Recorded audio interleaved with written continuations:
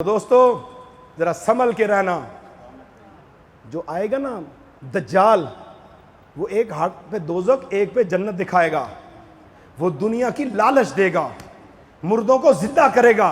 ये छोटे छोटे फितने हैं जो कहते हैं कि तुम्हारी मुईशत को ठीक कर देंगे। उस मुल्क की मुईशत ठीक हो नहीं सकती जिसमें नामूस रिसालत के लिए पैरा ना दिया जाए।